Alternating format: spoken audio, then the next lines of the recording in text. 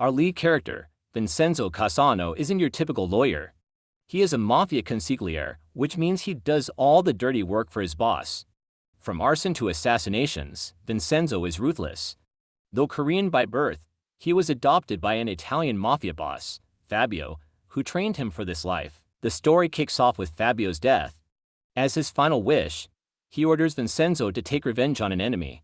As usual, Vincenzo obeys. He offers the enemy a contract by Fabio after his death, but when the man refuses, he sets the man's vineyard on fire. However, Fabio's biological son despises Vincenzo and attempts to kill him that same night. Of course, our protagonist doesn't go down easily. He fights back and kills his attackers before delivering a final warning by calling his adopted brother, warning him and burning his favorite car. With his time in Italy coming to an end, Vincenzo destroys his card and boards a flight back to Korea. Meanwhile, in Korea, we're introduced to the corrupt conglomerate, Babel Group. They work with a law firm who covers all their corrupt tracks. Woo-sang Law Office, their lead attorney, the sharp and equally corrupt Hong Chae-young, is preparing for a major trial regarding Babel's illegal pharmaceutical practices. She bribes a key witness to secure victory against the opposing lawyer, who just so happens to be her father, Hong Yu-chan. Vincenzo doesn't exactly receive a warm welcome in Korea. The taxi driver he hires drugs him and robs him of his money.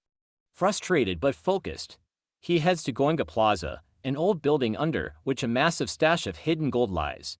3 years ago, a wealthy businessman sought Vincenzo's help to store his fortune in a secure location. Together, they bought the land under the name of a man named Mr. Cho, locked the gold in an underground vault, and built Goenga Plaza. Only 3 people knew about it: Vincenzo, his ally Mr. Cho, and the original owner, who passed away last year. Now, Vincenzo is back to retrieve the gold, but there's one major obstacle. Goenga Plaza is still occupied by its eccentric tenants. The building is home to a colorful cast of characters: Hong Yu-chan, the righteous lawyer, and Cha-young's father, Nam Yo-seung, his loyal assistant, Tak Hong-shik, the laundromat owner, Todo, a fake Italian chef who can't cook, Kwak Hee-soo, a former boxer turned single mother, Larry Kong, a dance studio owner, Seo Mari, the piano teacher, Lee Chul-wook, the local troublemaker, Jekka, a Buddhist monk, and Chashin, his assistant. While Vincenzo plans to demolish the building, he soon discovers that Babel Group is also after Goenga Plaza. They've bought all the surrounding land except for this one building.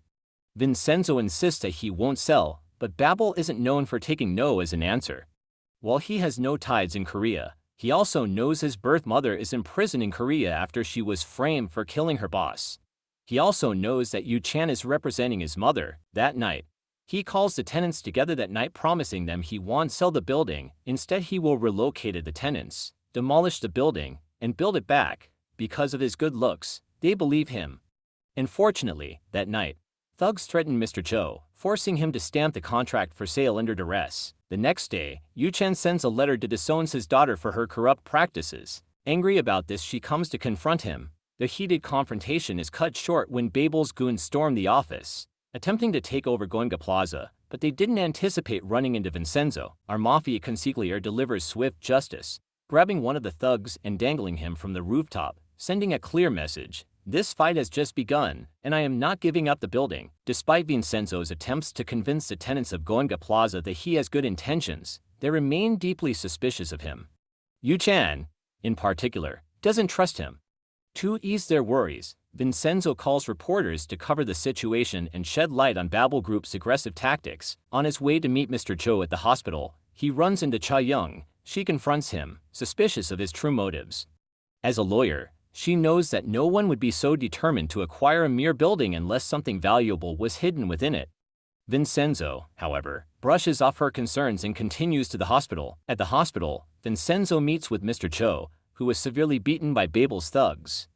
There, he reveals a critical secret. When the plaza was built, a vault was designed underneath it, constructed in such a way that any attempt to break in would cause the entire building to collapse. To maintain secrecy, everyone involved in the vault's construction was eliminated. Only 3 people knew about it, who are Vincenzo, Mr. Cho, and the original owner of the gold. However, the owner passed away a year ago, and Vincenzo confirms with Mr. Cho that he never revealed the vault's existence to anyone.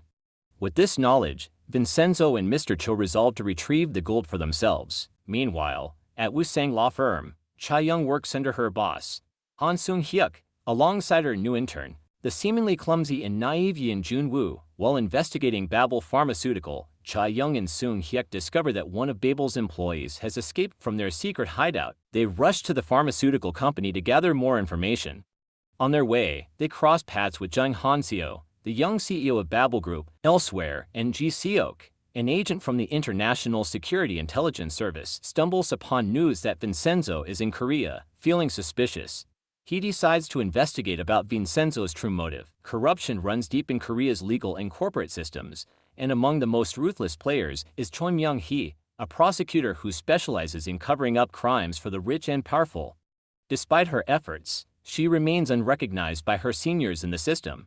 Seeing an opportunity, Seung-hyuk offers her a position at Woosang law firm, and she readily accepts. Determined to understand his enemies, Vincenzo begins researching Babel Group, only to find a long history of illegal activities and corporate crimes.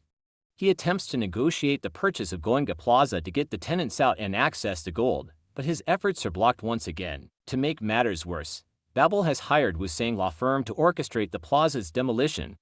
Their plan is to partially destroy the building to intimidate the tenants into leaving. Cha-young discovers the plan and rushes to Goenga Plaza to warn Yu-chan. However, just as she arrives, Yu-chan receives a call from the missing pharmacist, who is one of the few people who can expose Babel's crimes.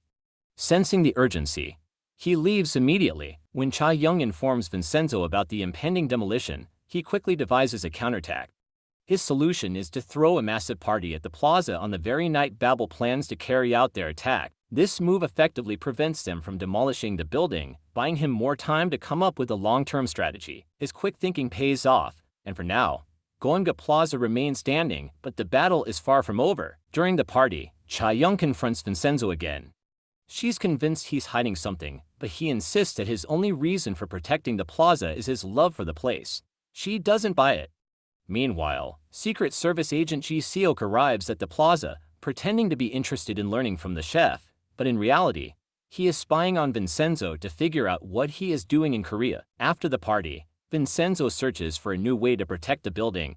As he looks through the documents he got from Yu-chan's files, he discovers that Babel Pharmaceuticals is preparing to launch a drug that is actually a narcotic.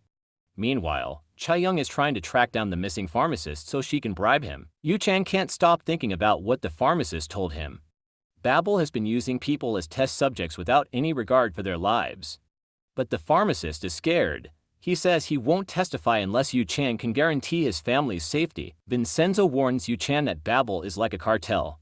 If he keeps going after them, they'll try to destroy him, but Yu-chan refuses to back down. Just then, Yu-chan receives a call that Vincenzo's mother has been taken to the hospital. He rushes there with Vincenzo. After returning home, Yu-chan tells Vincenzo that he knows the truth. He knows she is his mother because he saw Vincenzo at the court during her trial. He advises him to reconcile with her before it's too late since she has cancer. That night, the law firm staff go out for drinks, and Myung-hee takes the opportunity to humiliate Cha-young in front of everyone. Though frustrated, Cha-young refuses to let it get to her. She is determined to continue working for the firm. Meanwhile, Vincenzo meets with the official in charge of the building's demolition. He blackmails him with evidence of his corruption and an affair with his mistress. Terrified, the man agrees to put the demolition on hold for a month. The next morning, a shocking news report airs that the remaining pharmacists, who had been in hiding at Han Seo's house, are all dead due to a supposed fire outbreak. Yu-chan immediately realizes that Babel orchestrated the attack, but there's no evidence to prove it. Later, Myung-hee meets with Han Seo to give him an update about the pharmacist.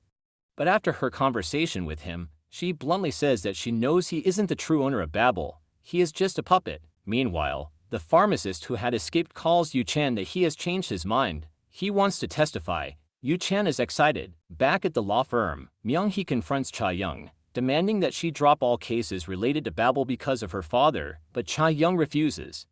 Furious, she goes to her father and lashes out at him, accusing him of thinking he's a savior when he couldn't even save his own wife.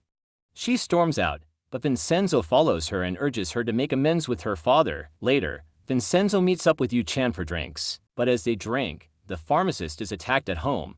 He tries to escape and tries to call Yu-chan, but Yu-chan has left his phone on the table. By the time Yu-chan checks his phone, it's too late. The pharmacist has already been caught. Then, out of nowhere, a truck crashes into the bar. hitting both Yu Chen and Vincenzo. Just as Myung-hee planned, Yu Chen dies, the pharmacist goes missing, Babel's drug production continues, and the case is dismissed. To make things worse, Babel manipulates the media to create a scandal around Yu Chen, portraying him as a corrupt lawyer who accepted bribes. Despite everything, Cha-young tries to move on, but she struggles with her grief. Meanwhile, Vincenzo remains in a coma, and Cha-young continues to pay his hospital bills so she can stay updated on his condition. Then, suddenly, the pharmacist's body is found, and on the same day Vincenzo wakes up. After regaining consciousness, Vincenzo visits Yu Chan's memorial to pay his respects. As he leaves, he tells Cha-young that it's too late for her to seek justice and advises her to move on. But on her way home, Cha-young begins connecting the dots. Babel not only framed her father but also covered up the pharmacist's death. Determined to get revenge, she resigns from Woo-sang law firm. Her boss tries to apologize, but Myung-hee makes it clear that she's in control, going as far as threatening Cha-young by saying she could snap her neck without a second thought.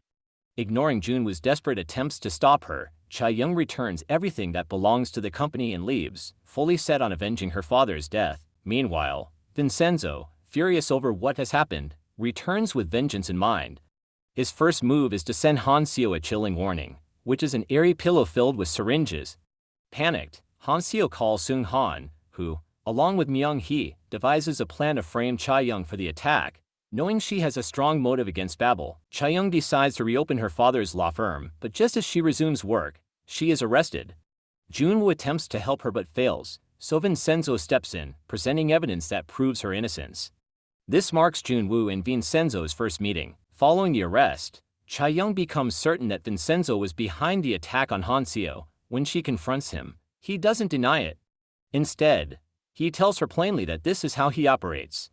He warns her to stay away from Babel, reminding her that they killed her father and won't hesitate to kill her too. Desperate, she turns to her former colleagues for help, but none of them want to get involved. With no other option, she returns to Vincenzo. She offers him a deal if he helps her get revenge. She will help him by going to Plaza. It's an enticing offer, and Vincenzo accepts. Together, they track down the driver of the truck that killed Yu Chan. Vincenzo forces him to confess that a man named Payo hired him. That same night, Myung-hee eliminates the driver, but Vincenzo manages to capture Payo before she can get to him. After tying up Payo and his accomplice, Vincenzo demands they reveal who ordered the hit. When they refuse, he pulls out a gun and, despite Cha-young's protests, shoots Payo. With the other man terrified, Vincenzo easily gets the truth out of him that Myung-hee orchestrated the murder. As payback, Vincenzo sends their bloody clothes to her as a warning. He then traps her inside a store and nearly runs her over with a car, threatening to crush her if she doesn't clear Yu Chan's name before the next day. But Vincenzo isn't done. Disguising himself as a fumigator with the help of all the families of the victim of the drugs, he sneaks into Babel Pharmaceuticals and sets the place on fire. Hanseo arrives at the burning building, terrified that the real chairman of Babel will punish him. But then, the true mastermind behind Babel's crimes appears. Shockingly, it's Junwoo the goofy intern. It turns out Vincenzo never actually killed Payo. The whole thing was an elaborate setup using fake blood and special effects. He promises to let them live as long as they obey his demands. As the flames engulf Babel Pharmaceuticals, Vincenzo watches from a distance, a smirk forming on his lips. He whispers to himself, "I will win." After the fire at Babel Pharmaceuticals, Junwoo returns home furious. In a fit of rage, he strangles Hanseo, blaming him for ruining the company. Hanseo barely manages to escape his brother's wrath. Meanwhile, back at the plaza, Vincenzo tells Cha-young that he is planning his next attack. She suggests targeting Babel Chemicals next, pointing out that the company is hiding even more dangerous secrets.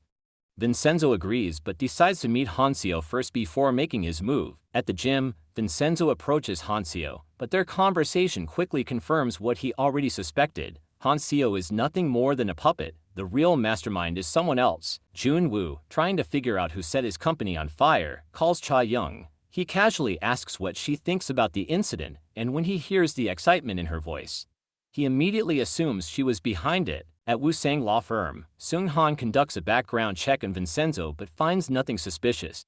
Myung-hee, on the other hand, takes a more direct approach. She pays a visit to Cha-young's law firm, bringing flowers and offering fake well wishes.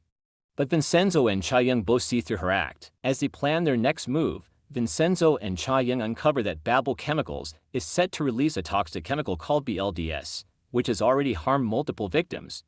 There's an ongoing lawsuit against the company, but the lawyer representing the victims, Hye-in-soo, is corrupt and secretly working for Babel. Determined to take over the case, Vincenzo and Cha-young visit Hye-in-soo and try to persuade him to step aside. However, he refuses to hand over the case. That same day, Junwoo orders Han Seo to visit Babel Chemicals with a group of journalists to announce that BLDS will soon be released. During the press conference, one of the workers, Yu-young, suddenly collapses and starts vomiting blood right in front of the cameras. Yu-young is a close friend of Cha-shin, the Buddhist monk's assistant at the plaza. When Cha-shin rushes to the hospital to check on him, the hospital falsely claims that Yu-young's condition is unrelated to the chemical exposure. Vincenzo, seeing an opportunity, gathers the plaza tenants and informs them about Babel's crimes. Realizing the severity of the situation, the tenants agree to join the fight. With the tenants on board, Vincenzo and Cha-young successfully take over the lawsuit from Hye-in-soo. They head to Woo-sang law firm to formally submit their legal notice. The moment Myung-hee hears Vincenzo's voice, she freezes. It's the same voice that threatened her. Meanwhile, Junwoo makes one last attempt to convince Cha-young to drop the case, but when she refuses, his patience runs out. He decides it's time to stop holding back. Knowing that their case lacks solid evidence, Vincenzo and Cha-young decide to create a distraction. They arrive at the courthouse in an expensive car, drawing media attention. Then, just as the press conference begins, Vincenzo starts speaking in Italian, throwing the journalists into confusion. At the same time, the tenants of Goenga Plaza put on a dramatic street performance just outside the courthouse, further diverting attention and fueling public interest in the case. The war against Babel has officially begun. Who do you think will win? Like and subscribe to our channel to watch part 2 of this series. See you next time.